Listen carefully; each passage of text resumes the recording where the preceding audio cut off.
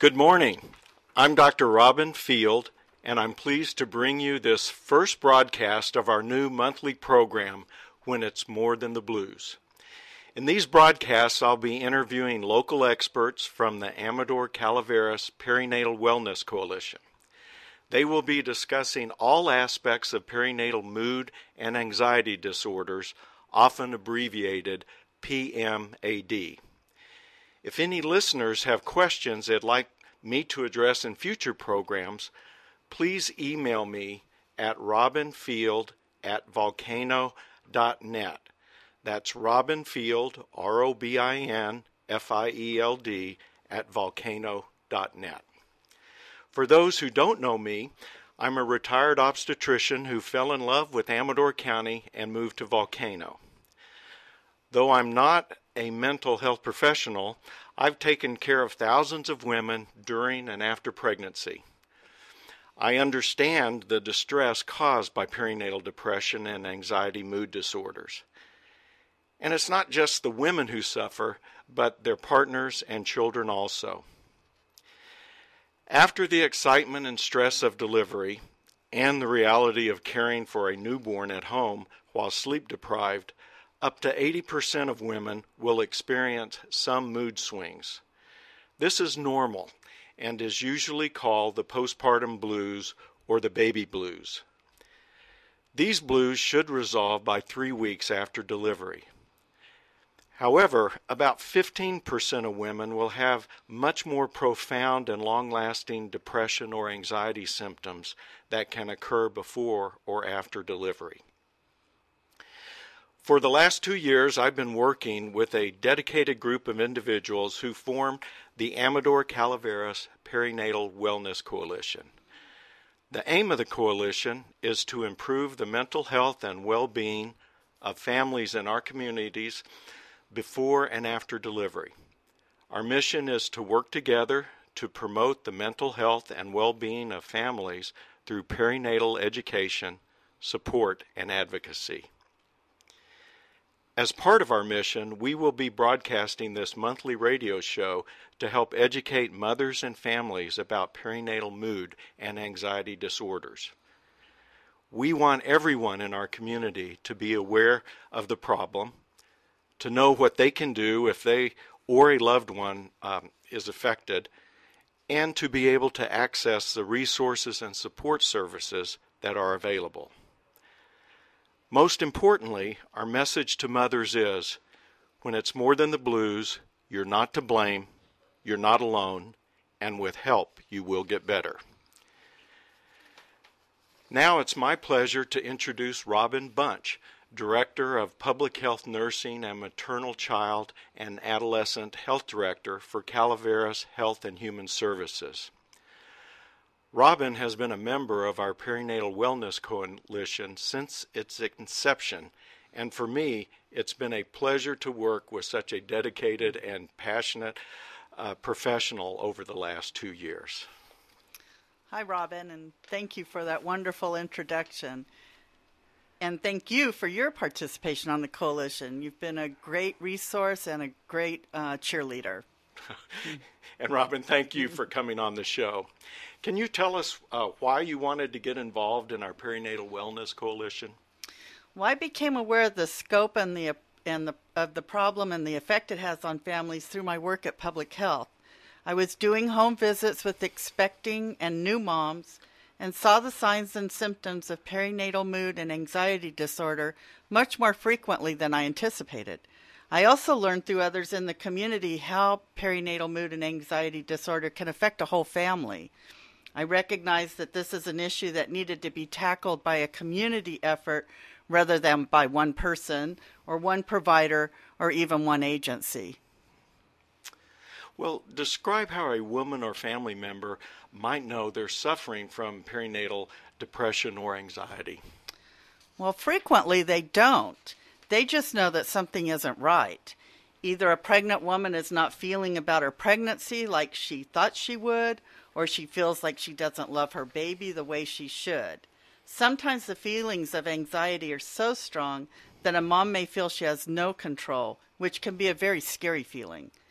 Or a partner or other family member may notice that a pregnant or new mom is crying excessively or is suddenly showing no interest in her baby or in doing things that she usually enjoys. Fortunately, there are simple screening tools that are easy to use that a family can learn if a mom is experiencing perinatal mood and anxiety disorder. Robin, I'm glad you mentioned the screening tools. These are simply questions currently being asked during prenatal care in Amador County, at Amador Sutter Hospital after delivery, and during some well-baby visits afterwards. The initial screen is often the two-question patient health questionnaire, which can be followed up if needed by answering the 10 questions from the Edinburgh Postnatal Depression Scale. The answer to these questions don't make the diagnosis of a mood or anxiety disorder, but might lead to further conversations with a nurse, your doctor, or a therapist. Treatment options, if a significant depression is diagnosed, can include cognitive behavioral therapy with a counselor or medication prescribed by a doctor. Robin, could you please describe how women and families in our counties can access these treatment options before and after pregnancy? Well, the good news is that women and families do have access to treatment for perinatal mood and anxiety disorder. One of the goals of the Amador Calaveras Perinatal Wellness Coalition is to make it easier for women to get treatment. The coalition wants to get the word out in both counties of the options available for getting help.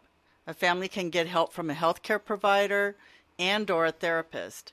If she wants to talk to someone first to get information, she can call Postpartum Support International. They have a warm line, and the phone number for that is 1-800-944-4PPD or 4773. Again, that's 1-800-944-4773. When she calls that warm line, after getting some questions answered, she can ask for contact information for local resources. Another option is their website. The Postpartum Support International website has a lot of good information.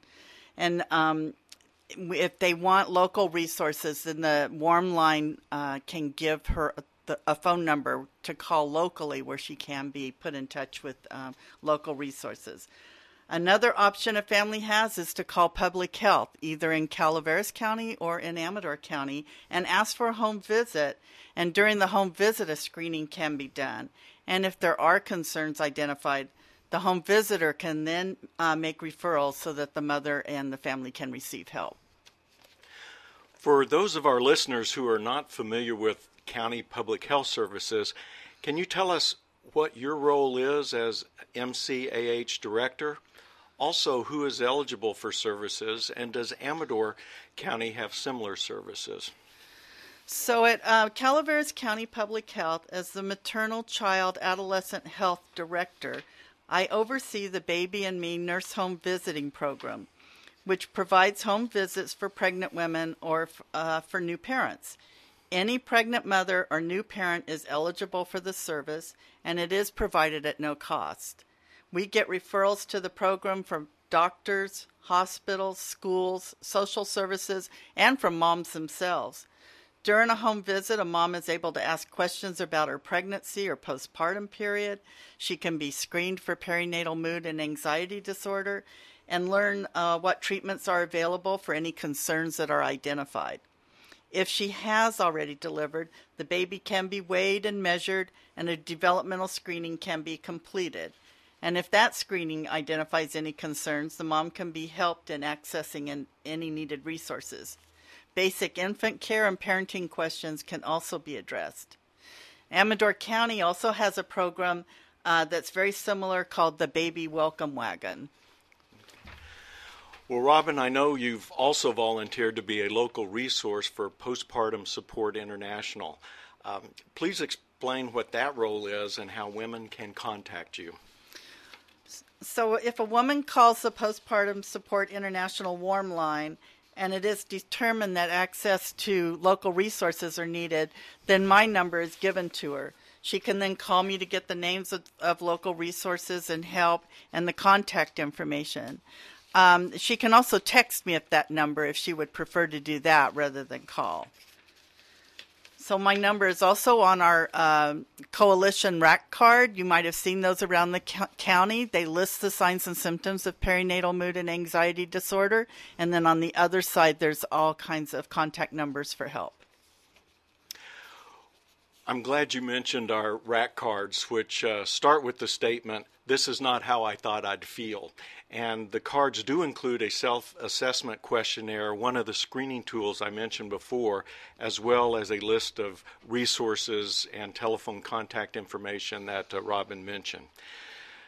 So in closing, Robin, is there anything else you'd like to add? I just want to reassure new parents that they are not alone and that it is okay and even better than okay to ask for help. Even if a mom just needs reassurance that she is doing fine, I want her to feel that she can reach out and ask for that home visit. Sometimes just making the phone call and speaking with someone can be very reassuring. Questions can be answered, and mom learns that she has someone she can call when needed. Robin Bunch, thank you so much for joining us today and providing such specific information about some of the local resources we've developed to identify, refer, and treat perinatal mood and anxiety disorders. I encourage our listeners to email me with questions you'd like addressed on future shows. Again, my email is robinfield@volcano.net. And remember, if you suffer from perinatal depression, you're not to blame, you're not alone, and with help, you will get better. In Amador and Calaveras counties, we are working to make sure that help is available. Now, this is Dr. Robin Field signing off for today, but join us next month for When It's More Than the Blues.